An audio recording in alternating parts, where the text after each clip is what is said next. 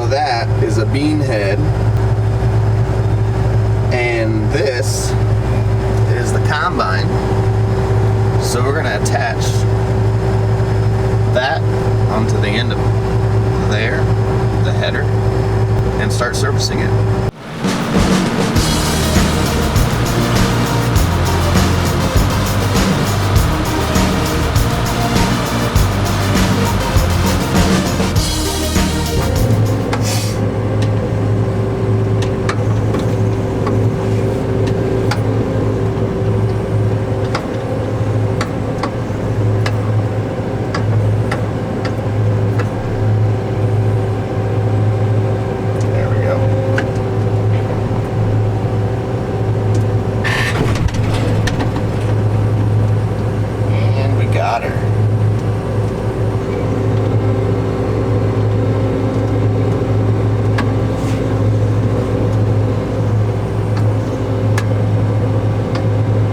What he's doing is going to hook up the hydraulics so that I can control it.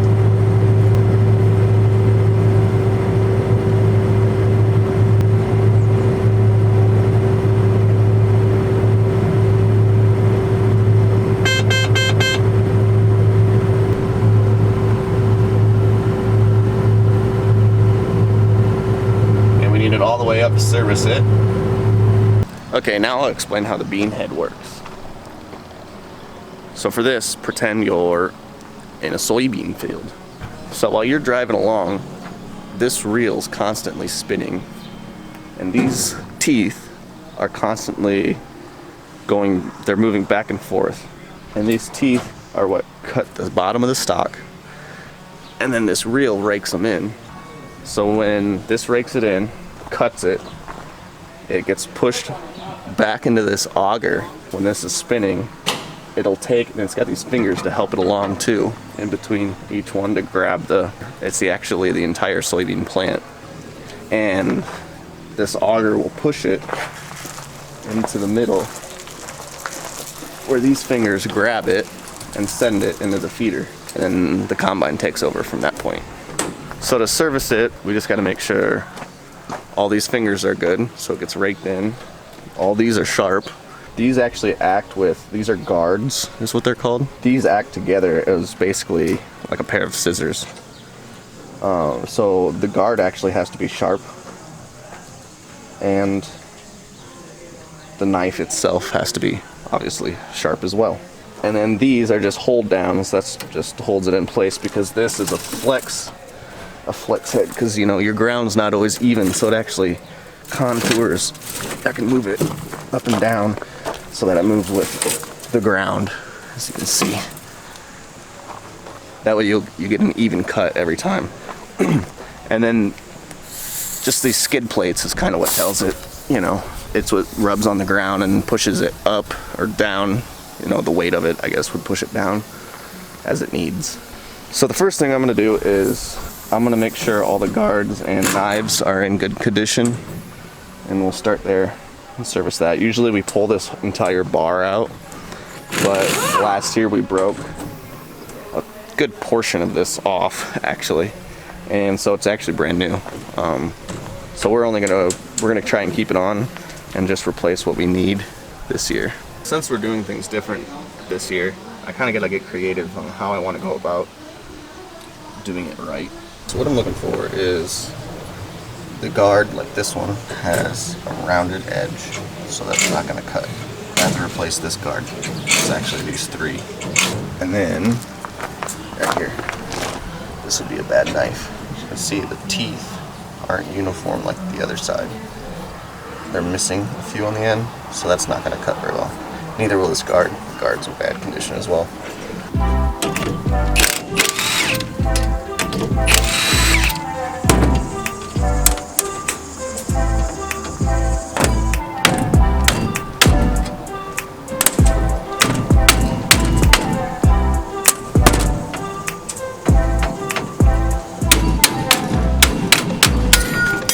So you just got to make sure that you replace it with a long, short, long. Then you also got a short, long, short. So just match up the same, and then it'll have a nice new cutting edge there, and a cutting edge on each of these as well that need to be sharp. Okay, so the next thing we gotta change is these fingers, and you can tell when they're bad by that white part starts showing. This is like a poly on the outside, and then the inside is made of fiberglass. So to change these, you just gotta take off an access panel.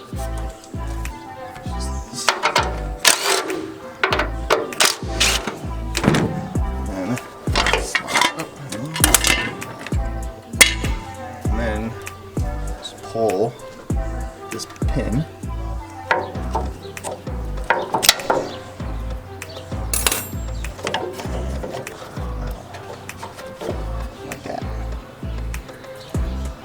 You can see it's wearing into it. So then you just do the opposite, put it back in. And you gotta go through and do, I mean, any one of them that's bad on this whole thing. You can see there's a lot in the middle, and then each little segment has one.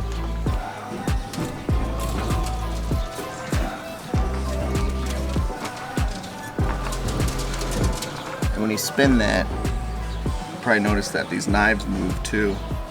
So you don't want to lean against it, otherwise you could lose your business. I'm just gonna grease this reel, and then we're gonna run it and see.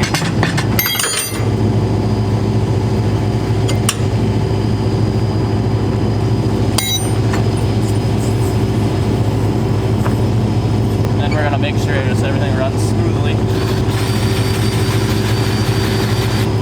Okay, do the other side.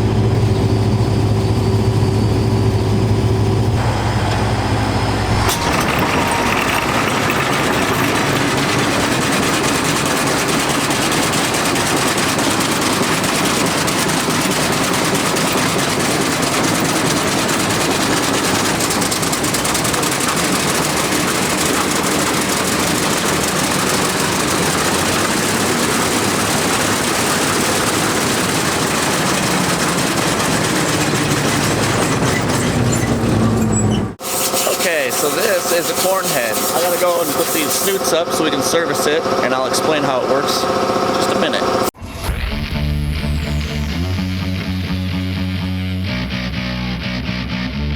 Okay, so each one of these right here would be a row. Right here would be a row. This is where the corn, the actual corn row, would go in between these two deck plates. And then these rollers there is what grabs the stock and pulls it through. Then these knives simultaneously spin, and it would chop the stock off. As these chains work with it, they spin around and then grab the ear off of it and shoot it back into that auger, which feeds it into the combine. So, since there's so many moving parts, there's a lot of maintenance to these as far as chain tensions. And we gotta go through and make sure all of these bearings are good. There's a bunch of gear cases underneath of here that we have to check. So that's what we're gonna work on now.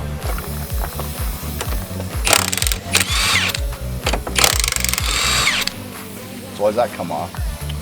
This comes off so you can get to the sprocket here. And clean underneath, and then we spin them.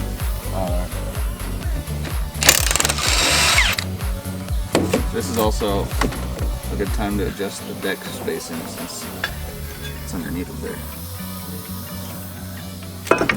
Yeah, they got it closed.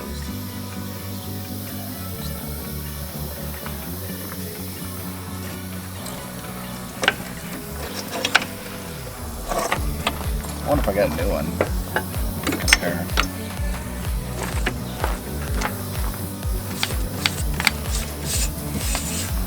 Do you remember the measurement of the deck spacing? I know one's 3/4. I think it's 11/16. Oh, the spring? Well, between here. 9/16. Between here. Oh, there. I think it's 3/4 in the back and 11/16. I forget too. Isn't that what it is? Like 3/4 in the back, 11/16 up here. Yep. If this is closed. Oh yeah, I don't know. You want me to, can I start it up? Close it?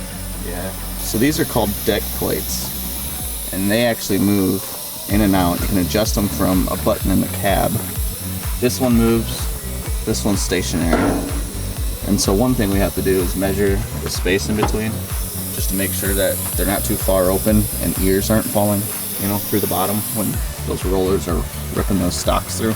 Also, you want it narrow in the front, so when it feeds in and these tear through, it allows trash to fall through the wide part in the back. So you should be able to see these move, unless they're already in all the way. Go out. Must be in. There they go. So now, since I have this row disassembled already, this is the one you want to adjust since it's stationary, and then that allows this one to still move.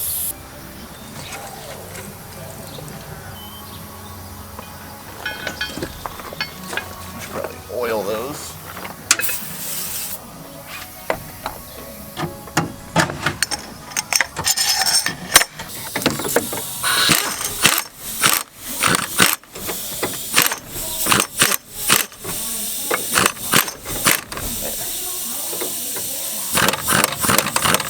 Got that tight now. Don't want to turn. And that is basically what we have to do to every row. There's 2 chains and drives per row. We have to do that to both sides of every row, and there's 8, so that means there's 16 drives, I guess. So this is the first sprocket off the corn head we ran into. What that was bad. This one is a piece of the bearing that was in it, but this would just basically look like that. There wasn't even ball bearings inside of that, just the casing. Okay, I got another bad one. This is what it sounds like. You can tell it's got a lot of play. That's how you know it's bad. This one's not near as bad as this one was. That one didn't even have a bearing. This one at least has the bearings. They're just about to go out. We're done working on the corn head for now. We're just waiting on a sensor for the header height. Looks like that little arm thing up there. So started working on augers to start servicing those. And we came across one. Ryder, shut up! Where that flighting, see here, it's got a crack through it, so we have to replace that, which is actually just a section from about that U-joint, and there's another U-joint back over here. So we just got to take this little piece in.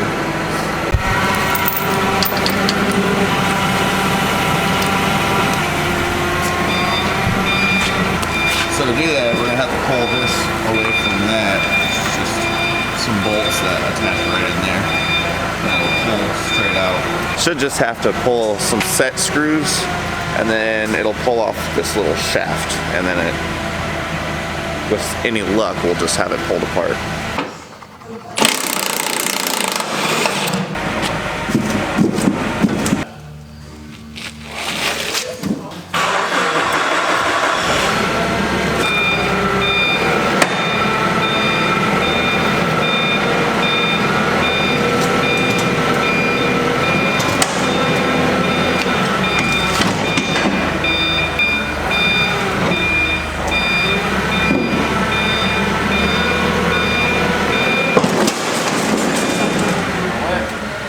So how do we get that part now? It does the same thing, but pulls this way. So we gotta take these bolts off?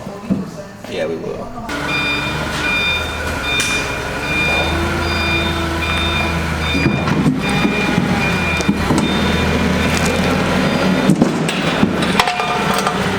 So here's the piece of the auger we're trying to get off, and we're just going to take it to a shop and replace the whole little flighting piece. There's where it's bad, as you can see. And then these U-joints are no longer working properly, so we're just going to get new U-joints, have them put it on, and possibly this is a grease bushing, and it's got a lot of play, so it's probably worn out too. We're just going to have the pros fix it up. That way they got the parts and everything. They can get it done a lot faster than we could. So now we're off to there. Okay, I'm walking up top to where our bin was last moved, which if you saw that video and followed along, you'll know what I'm talking about. If not, I'll put a link, probably like right there. Today we're moving, we have our cement pad poured, so we're going to move this bin back onto the cement pad, and then they're going to anchor it down. And then right here is all of our parts for the new auger system we're going to have, which will replace these old parts. This is a calc-u-dry, and it just monitors the percentage of moisture inside of the corn after harvest season. So it'll bring it down to whatever moisture point you want it to be safely stored over the winter so it doesn't mold. So you dry it down with basically hot air, which is just LP and a giant fan.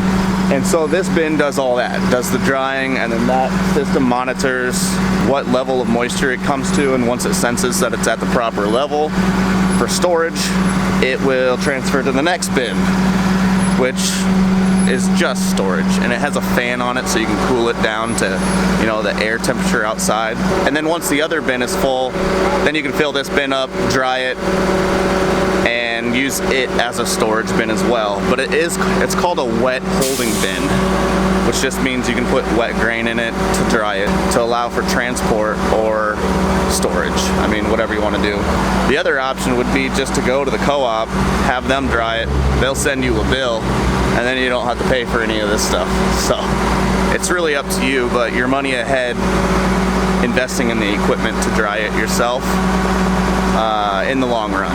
So last time they did this, the crane actually almost tipped. They said they were going to bring a bigger crane, but that's the same crane, so I'm curious to see how it goes this time.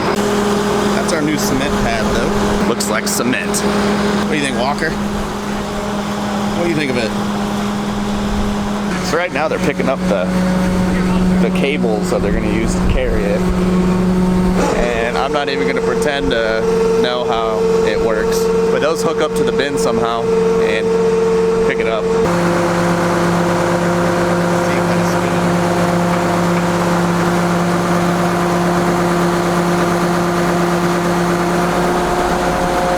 Walker's trying to go under there.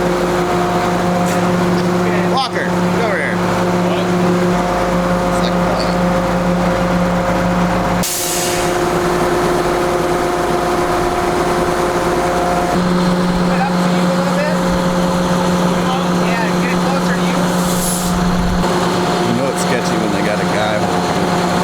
he's wearing steel-toe boots in case it falls.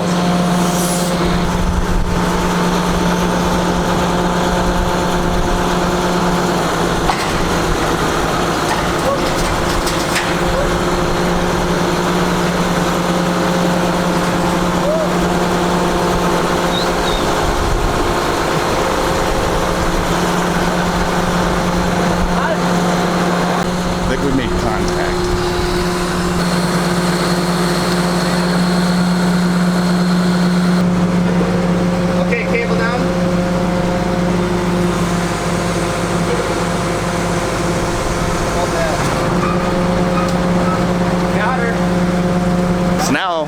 Left is we just got to position our doors. This will be on this side.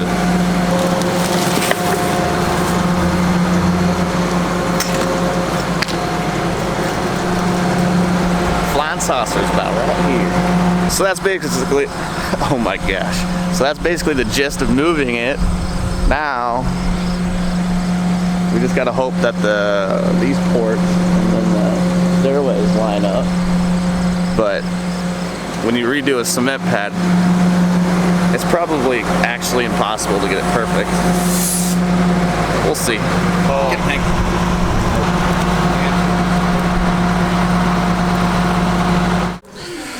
Okay, it is morning time. We have this new piece assembled now, so I just got to put it back onto this. Then we'll have to take this and attach it back to there. Should be easy enough. That's flush with that, so Yeah, should be good.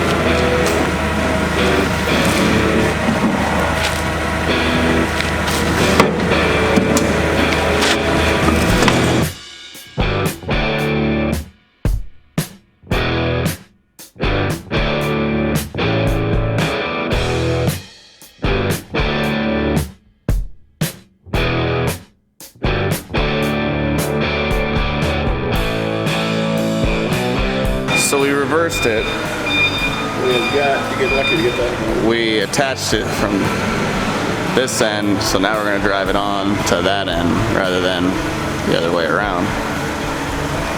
So we're going to attempt that. We're not having any luck.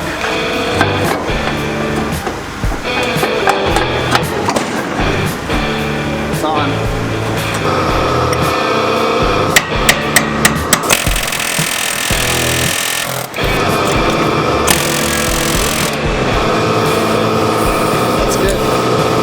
Got it, tighten it down, be done with it.